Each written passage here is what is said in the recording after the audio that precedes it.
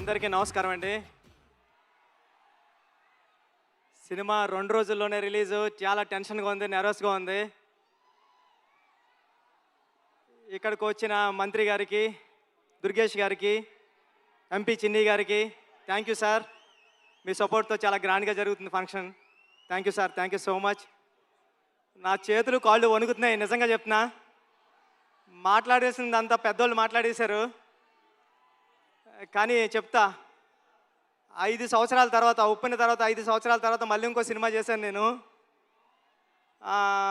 ఉప్పెనకి national award వచ్చింది. చాలా డబ్బులు వచ్చాయి ప్రొడ్యూసర్ గారికి, నాకు కూడా.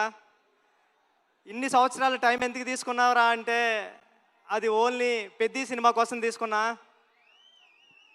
ఇక్కడే ఉప్పెన టైంలో నాకు విజయవాడలో చాలా మంచి అనుబంధం ఉంది.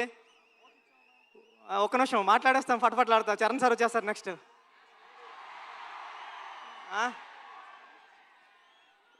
ఉప్పెన నేను ఇక్కడే నాగార్జున యూనివర్సిటీ దగ్గర సైకిల్ తొక్కుంటా రాసుకున్నాను స్టోరీ. నేను ఫాదర్ అవుతున్నానని డాక్టర్ గారు చెప్పింది కూడా విజయవాడలోనే. ఆ దుర్గామాత బ్లెస్సింగ్స్ నాకు ఎప్పుడూ ఉంటాయని కోరుకుంటున్నాను. చరణ్ సార్, నేను ఉప్పెన అయిపోయిన తర్వాత ఎవరితో సినిమా చేయాలని టెన్షన్లో తిరుగుతూ ఉంటే నన్ను మీ దగ్గరికి తీసుకొచ్చారు మా గురువుగారు సుకుమార్ గారు. థ్యాంక్ యూ సుక్కు సార్, నన్ను చరణ్ సార్ దగ్గర కూర్చోబెట్టినందుకు తీసుకెళ్ళి. అంటే నాకు ఉప్పెన మెగాస్టార్ చిరంజీవి గారు ఇస్తే పెద్ది రామ్ చరణ్ గారు ఇచ్చారు. నేను చరణ్ సార్కి స్టోరీ చెప్పాను, దేవుణ్ణి మొక్కుని వెళ్ళాను. ఒక్క కరెక్షన్ కూడా చెప్పకుండా, స్వామి దత్తాత్రేయ స్వామి ఇది ఓకే చేస్తే నీకు రుణపడిపోతానని. చరణ్ సార్ ఒక్క కరెక్షన్ కూడా చెప్పలేదు. పెద్ది అంటే ఒక కమర్షియల్ ఫిల్మ్లా కనిపిస్తుంది మీకు, కానీ ఇది కమర్షియల్ ఫిల్మ్ కాదు. చాలా కమర్షియల్ ఫిల్మ్గా ఉంటూ ఒక ఎమోషనల్ డ్రామా ఇది. ఒక ఆటగాడి జర్నీ. అంటే ఆట అంటే ఇన్నాళ్ళు ఆట అంటే ఆగతాయితనంగా ఉంటుంది, కానీ ఆట ఏం తీసుకొస్తుంది ఒక మనిషికి? తన ఐడెంటిటీ తీసుకొస్తుంది, తన గౌరవం తీసుకొస్తుంది, తన చుట్టూ ఉన్న మనుషుల్ని కూడా మారుస్తుందని చెప్పే కథ పెద్ది. అంటే పెద్ది అంటే అలలా ఎగసపడిన మనిషి కథ కాదు, పడినా లేచిన మనిషి కథ పెద్ది. టెన్షన్గా ఉంది. చరణ్ సార్, అంటే ఈ జర్నీలో మీతో గడిపిన రోజులన్నీ నాకు గుర్తున్నాయి. షూటింగ్ డేస్ నుంచి మీరు ఎక్కడున్నాడు కూడా కనిపిస్తలేదు నాకు. షూటింగ్లో నేను కొత్త, అంటే సెకండ్ ఫిల్మ్కే ఒక స్టార్ హీరో డైరెక్టర్ నమ్మివ్వడం అంటే మామూలు విషయం కాదండి. ఉప్పెన అయిపోయిన తర్వాత, చాలా హిట్ అయిపోయిన తర్వాత చాలామంది అసిస్టెంట్ డైరెక్టర్స్ హైదరాబాద్లో కనిపించినప్పుడు కానీ కాల్ చేసి నాకు మాట్లాడారు, అన్న ఇంటికి వెళ్ళిపోతారనుకుంటే మా అమ్మ మా నాన్న ఇంకొక 2-3 సంవత్సరాలు ట్రై చేయరా, బుచ్చిబాబు లాంటి ఓడే డైరెక్టర్ అయ్యారంటే మీరు అవుతారని. అలాగా అంటే ఒక రెండో సినిమా డైరెక్టర్కి ఒక పెద్ద సినిమా స్టార్ డైరెక్టర్ సినిమా ఇవ్వడం అంటే మామూలు విషయం కాదు సార్. నన్ను నమ్మారు, నా కథను నమ్మారు. అంటే ఒక నిజాయితీగా ఒక కథ రాస్తే, పెద్ద కథ ఒక దర్శకుడు రాస్తే, ఒక నిజాయితీ గల హీరో ఆ కథను నమ్మి చేస్తే ఏంటి అన్నది పెద్ద తెలుస్తుందండి. పెద్ద నేను రోజు చూస్తున్నా, ఇప్పటికి నేను 50 టైమ్స్ నుండి 100 టైమ్స్ చూసా. పెద్ద చూసిన ప్రతిసారి సెకండ్ హాఫ్లో లాస్ట్ 40-50 నిమిషాలు నేను ఎమోషనల్ అయిపోతా, నా కళ్ళంటే నీళ్ళు వస్తాయి. సేమ్ టైము నా చుట్టుపక్కల చూసిన వాళ్ళు కూడా అదే చెప్తున్నారు. వాళ్ళు చాలా ఎక్కువ చెప్పారు, నేను చెప్తే బాగోదని చెప్తలేదు. చాలా మంచి సినిమా తీసావురా, చాలా బాగుంటుంది సినిమా, అందరూ చూస్తారు అని చెప్తున్నారండి. ఈ సినిమా జూన్ 4th రిలీజ్ అవుతుంది. ఫ్యామిలీస్తో వెళ్ళండి, మీ కిడ్స్ని తీసుకుని వెళ్ళండి.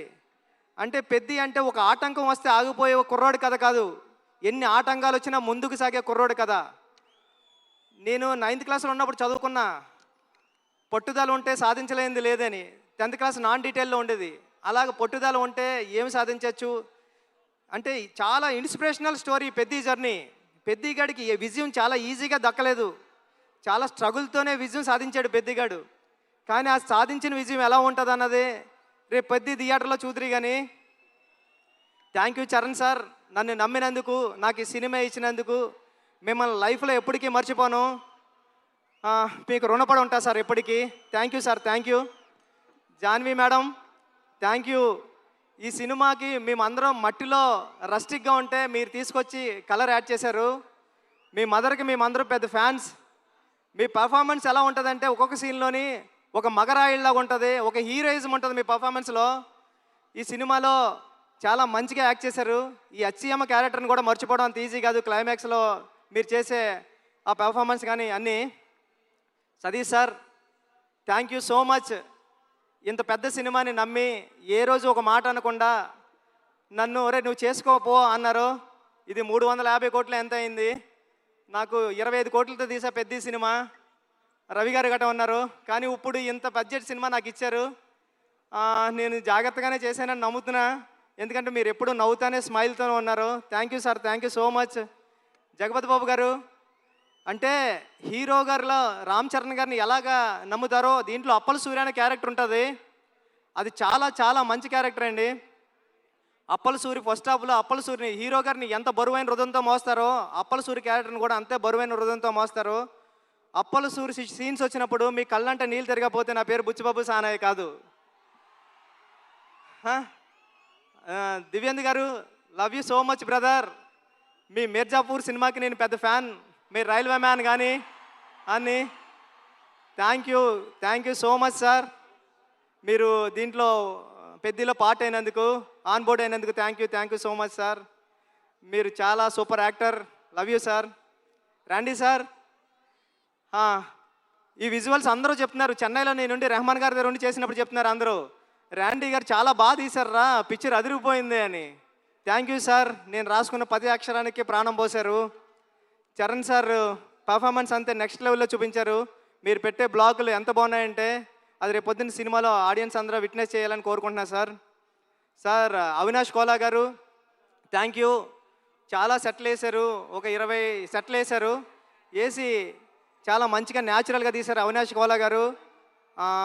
ఆర్ట్ డైరెక్టర్ అవినాష్ కోలా గారికి థ్యాంక్ యూ. ఏకాంబరం గారు, కాస్ట్యూమ్ డిజైనర్ ఏకాంబరం గారికి చాలా న్యాచురల్గా తీసుకొచ్చారు, ఆయనకి thank you. AR Rahman sir, మీ చికిరి రై రై రారా హలో హలో అన్ని పాటలు హిట్. బ్యాక్గ్రౌండ్ స్కోర్ మీరు కొట్టినప్పుడు చాలా స్టైలిష్గా చాలా మాస్గా ఉంది. Love you sir. ఈ సినిమాకి మీరు మ్యూజిక్ డైరెక్టర్గా చేయడం అన్నది నా చిరకాల వాంఛ కోరిక, అది తీర్చారు. Thank you sir. Thank you so much. Charan sir, మళ్ళీ once again love you sir. మీరు లేకపోతే బుచ్చిబాబు లేడంతే. పెద్ద మీరు నాకు ఇచ్చారు. లైఫ్లో ఎప్పటికంటే నేను మాట్లాడలేకపోతున్నాను, నా చేతులు తిమ్మిరెక్కుతున్నాయి సార్. అంటే నర్వస్గా ఉంది. జూన్ 4th ఈ సినిమా వస్తుంది. మీ ఫ్యామిలీతో వెళ్ళండి, మీ కిడ్స్ని తీసుకెళ్ళండి, చాలా బాగుంటుంది. చాలా ఎమోషనల్ అవుతారు, చాలా ప్రేమిస్తారు. పెద్దిని ప్రేమిస్తారు, పెద్దిని లవ్ చేస్తారు, పెద్దితో ఆడతారు, పెద్దితో పాడతారు. పెద్ది మీ ఇంటికి వస్తాడు, ఒరే భలే చేశాడు రా చరణ్ గారు అని చెప్పుకుంటారు. ఒక సెకండ్ హాఫ్లో 4-5 సీన్లు ఉంటాయండి. చరణ్ సార్ పర్ఫార్మెన్స్ ఎలా ఉంటుందంటే మీ కళ్ళంటే నీళ్ళు రాకుండా ఉండవు. Charan sir thank you sir. June 4th థియేటర్స్లో కలుద్దాం, ఎమోషన్ అవుదాం. Thank you sir. Thank you so much. Thank you sir. Thank you. Buchibabu గారు, వెళ్లే ముందు I know you are very emotional already. అయితే వెళ్లే ముందు ఒక క్వశ్చన్. 10 సంవత్సరాల తర్వాత ఈ సినిమా గురించి జనాలు మాట్లాడుకునేటప్పుడు ఏం చెప్తే బాగుంటుంది అని మీరు అనుకుంటున్నారు? ఎలా చెప్పుకుంటారు? 10 సంవత్సరాల తర్వాత ఈ సినిమా గురించి గుర్తించుకోవాలంటే రామ్ చరణ్ అంతే. చరణ్ గారు ఈ సినిమా కథ ఓకే చేయడం అంటే మామూలు ఇష్యూ కాదు. రేపు పొద్దున్న మీరు స్క్రీన్ మీద చూద్దరు కానీ ఇలాంటి కథ ఒక స్టార్ హీరో ఓకే చేస్తాడా అని. స్టార్ హీరో ఎందుకు ఓకే చేశారు? ఒక కథను నమ్మితే ఆయన కూడా ఒక కథ నమ్మి మీ అందరికీ ఒక మంచి కథ, మన రూటెడ్ కథ, మన విజయనగరంలో జరిగిన ఒక కుర్రోడి కథ చూపించడానికి వస్తున్నామండి. Thank you sir. Thank you madam. Thank you Suma garu. Thank you so much. మీరు చాలా బ్యూటిఫుల్గా ఉన్నారు. Thank you sir. Thank you. లాస్ట్లో మాకు కూడా ఒక బిస్కెట్ వేసినందుకు.